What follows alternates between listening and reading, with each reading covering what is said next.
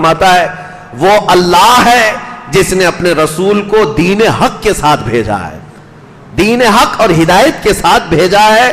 کس لیے بھیجا ہے؟ خود مولا فرماتا ہے تاکہ اس کا دین پوری دنیا میں غالب آ جائے۔ رسول کس لیے آئے ہیں؟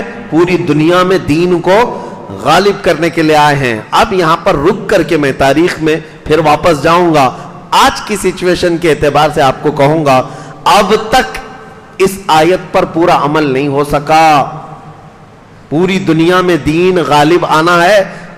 حضور پاک صلی اللہ تعالی علیہ وسلم نے پوری کوششیں فرمائی، صحابہ نے کی، تابعین نے کی، اولیاء کاملین نے کی۔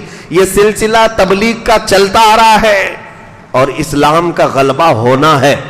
14 صدیوں میں ہو سکتا ہے کبھی 2 بر اعظم پر، کبھی 3 بر اعظم پر دنیا میں حکومتیں قائم ہوئی اسلامی، کبھی کبھی 50 سے زیادہ کنٹری، آج بھی 57 کنٹریز بنام اگرچہ مسلمانوں کی ہیں، حکومت اسلام کی کہی جاتی ہے، لیکن اس کو بھی غلبہ ہم نہیں کہہ رہے۔ غلبہ اس وقت ہوگا جب پوری دنیا کے ہر خطے سے آواز آئے گی لا الہ الا اللہ محمد الرسول اللہ۔ اور آپ اس کو یہ نہ سمجھیں کہ یہ صرف لفاظی ہے، یہ میں قرآن کی بات کر رہا ہوں۔ دین اسلام کا غلبہ قیامت سے پہلے آنا ہے، بلکہ میرے آقا صلی اللہ علیہ وسلم کی حدیث کی روشنی میں اگر بتاؤں، قیامت اس وقت تک نہیں آئے گی جب تک دین اسلام ہر خطے میں نہ پہنچ جائے، ہر گھر میں نہ آ جائے۔ وہ دور آئے گا، وہ امام مہدی کا دور ہوگا، جب اسلام پوری دنیا میں غالب آ کر رہے گا۔ کوئی دوسرا دین، کوئی دوسرا فرقہ، کوئی دوسری جماعت نہیں ہوگی، بلکہ میرا تو یہ وجدان ہے، فرقے دیگر مذاہب ادیان تو چھوڑو، پوری دنیا میں انشاءاللہ العزیز جو بھی ہوگا وہ سنی صحیح العقیدہ، بلکہ ہر آدمی یہ کہنے والا ہوگا لبیک یا رسول اللہ۔ دین کا غلبہ ہو کر رہے گا۔ اب تاریخ کی طرف ہم چلتے ہیں۔ نبی کریم صلی اللہ تعالی علیہ وسلم کی یہ خواہش تھی کہ دین ہر ایک تک پہنچ جائے، اس کے لیے کیا کیا کیا۔ اب یہ غموں کا سال گزرا تھا کہ نبی کریم صلی اللہ تعالی علیہ وسلم نے جب محسوس فرمایا 10 سال کی تبلیغ میں مکہ میں 40-50 سے زیادہ لوگ اسلام نہیں لائے، لیکن باہر والے جو آتے تھے وہ متاثر ہوتے تھے۔ تو سب سے پہلے مدینے سے 6 لوگ آئے تھے۔ مدینے کا پرانا نام یثرب تھا۔ تاریخ میں یہ بات جاننا ضروری ہے کیونکہ ہمارا مرکز ہے جہاں سے اسلام کی نشو و نما ہوئی۔ پوری دنیا کو انقلاب لانے والی جو زمین ہے، ریولوشن لانے والی جو زمین ہے۔ ایک ڈاکٹر جوزف ایڈم، یہ ایک بہت بڑا سائنٹسٹ بھی ہے، دانشور بھی ہے، اس نے ایک تحریر لکھی ہے۔ اس نے کہا ہے کہ آج دنیا اس بات سے ڈر رہی ہے کہ کہیں عربوں کے ہاتھ میں نیوکلیئر ہتھیار نہ پہنچ جائے، یعنی نیوکلیائی ہتھیار جو ہیں یہ عربوں کے ہاتھ میں پہنچ نہ جائیں، نہیں تو پوری دنیا کی نیند حرام کر دیں گے، اور اسی لیے ان کو کسی کو نیوکلیئر نہیں بنایا گیا یا جیسے بھی ہے۔ تو اس نے ڈاکٹر جوزف ایڈم نے کہا، مسلمان تو نہیں ہے، نام سے بھی آپ کو لگتا ہوگا، اس نے کہا یہ جو ڈرے سہمے ہوئے لوگ ہیں کہ عربوں کے ہاتھ میں نیوکلیئر نہ پہنچ جائے، یہ بیوقوف ہیں، ان کو پتہ نہیں عربوں کو ہاتھ میں آج پہنچنے کی بات تم کر رہے ہو، 1400 سال پہلے ہی نیوکلیئر کے طور پر پوری دنیا میں اسلام کا حملہ ہو ہی چکا تھا۔ وہ اس کو کہتا ہے مدینے سے نکلا ہوا انقلاب یہ نیوکلیئر سے کم کا نہیں تھا، اگرچہ دشمنوں کی زبان سے ہے۔ وہ کہتے ہیں وہ وجہ کیا ہے؟ وہ کہتا ہے کہ جہاں پر یہ نیوکلیئر اس کا اثر پڑتا ہے وہ ہمیشہ کے لیے زمین پر اثر ہو جاتا ہے۔ کہا ہم نے دیکھا ہے کہ ریولوشن اسلام کا جو مدینے سے آیا ہے دنیا میں، وہ آج تک ٹھنڈا ہونے کا نام نہیں لیتا، اس کا اثر بڑھتا ہی چلا جا رہا ہے۔ تو یہ انقلاب جس زمین سے آیا اس زمین کا جغرافیہ جاننا ضروری تو ہے۔ یثرب بیماریوں کا ایک مرکز، لوگ وہاں پر زیادہ جانا پسند نہیں کرتے، وہاں کے رہنے والے جو باشندے تھے پرانے، یہ میرے آقا صلی اللہ تعالیٰ علیہ وسلم کے قدمائے ناز ہیں کہ یثرب میں پڑھے تو اس کو طابہ، طیبہ اور مدینۃ المنورہ بنا۔ حضور کے قدموں کی برکت ہے۔ بلکہ جہاں جانے والے بیمار ہو کر کے آتے تھے، اب حال یہ ہے کہ بیمار وہاں جا کر شفا لے کر آتے ہیں۔ میرے آقا نے فرمایا غبار المدینہ فیہ شفاء، مدینے کی اڑنے والی دھول مٹی میں بھی شفا ہے۔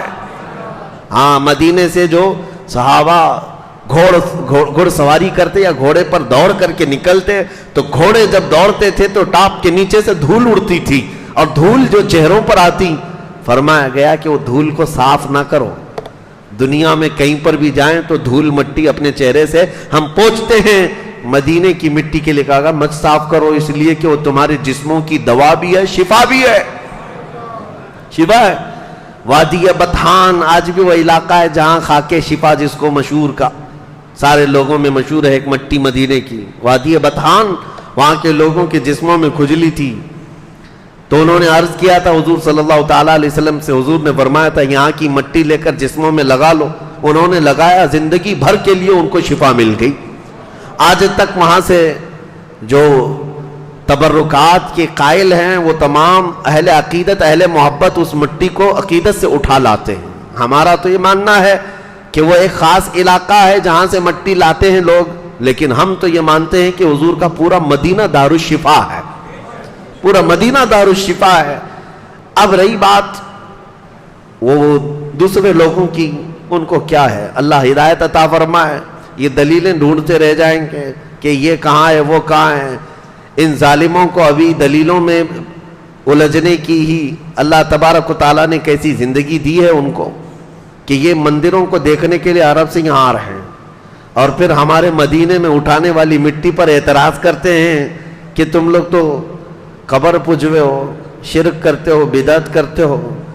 ہم تو کہتے ہیں تمہارے لیے یہ ساری مندریں مبارک، ہمارے لیے میرے آقا کے قدموں سے لگی مٹی مبارک۔ تم اپنے اپنے نصیبے کی بات ہے۔ اب یہ یثرب سے 6 لوگ آئے تھے حج کے دوران، نبی پاک صلی اللہ تعالیٰ علیہ وسلم نے ان کے سامنے اسلام رکھا۔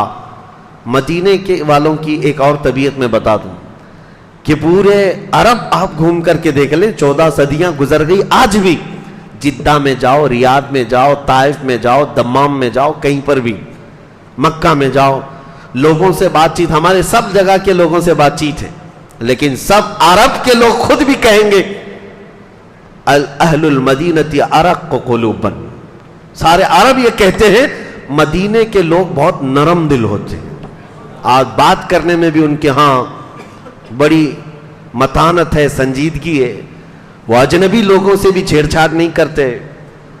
بہت سارے سعودیوں کی بد مزاجی سے لوگ تنگ آ کر کے واپس آ جاتے ہیں، اور جانتے ہیں عربوں کی بد مزاجی کیسی، اکھڑ دماغ کے بدو لوگ، لیکن مدینے والے اس طرح نہیں کرتے۔ ایک حیرت کی بات میں بتاؤں اب کے سفر کی، ابھی حج کے سفر سے میں آیا، بہت میرے رونگٹے کھڑی کر دی ایک بات۔ ایک پاکستانی شخص ہے، وہ آیا تھا اپنے گاؤں سے، ویزا لگا کر کے آیا ہے مدینے کا، اللہ کرے کہ ہماری زندگی میں ایسی نوکری مل جائے۔ میرے مرشد گرامی حضور تاج الشریعہ رحمۃ اللہ تعالیٰ علیہ فرماتے بلحوث سن، سیم و زر کی بندگی اچھی نہیں، ان کے در کی بھیک اچھی، سروری اچھی نہیں۔ جو یہاں کا فقیر بھی ہو گیا وہ بادشاہ سے کم نہیں ہے۔ پاکستانی شخص تھا، آیا کام کاج کے لیے مدینہ طیبہ میں، آنے کے بعد جو کفیل ہوتا ہے، کفیل کا جو عرب ہوتا ہے اسپانسر، جس کے ذریعے سے ویزا ملتا ہے کمپنی کو، یعنی گورنمنٹ کو، وہ یہ ذمہ داری دیتا ہے کہ یہ شخص میری کفالت میں ذمہ داری میں، میں نے اس کو بلایا، یہ کفیل کا سسٹم وہاں پر ہے، اسپانسر۔ تو اب 2-3 مہینے نہیں گزرے تھے کہ ہوتے ہیں بہت سارے لوگ، وہ گھبرایا ہوا، بار بار اپنے گھر کو یاد کرتا ہوا بھاگنے کے چکر میں تھا، لیکن پاسپورٹ تو کفیل کے ہاتھ میں ہوتا ہے، سعودی بڑے سخت ہوتے ہیں، پاسپورٹ ہاتھ میں لے لیتے ہیں، جانے نہیں دیتے، نہ وہ جا سکتا، بغیر پاسپورٹ کے سفر نہیں کر سکتا، کہیں ادھر ادھر نہیں جا سکتا، دوسری جگہ گیا تو اس پر کیس ہو جائے گا حروب کا، یعنی بھاگ گیا ہے، اور گورنمنٹ پولیس پکڑ کے جیل میں ڈالے گی۔ اب یہ مدینے کا شخص جو کفیل ہے، اس کے پاس یہ کام کرنے والا، اس شخص نے جو بیان کیا میں آپ کے سامنے عرض کر رہا ہوں، 2-3 مہینے کے بعد گھبرایا ہوا روتا تھا، بھاگنے کا ارادہ تھا، اس نے آ کر کے اپنے کفیل سے جو عرب تھا، مدینے کا تھا، اس سے کہا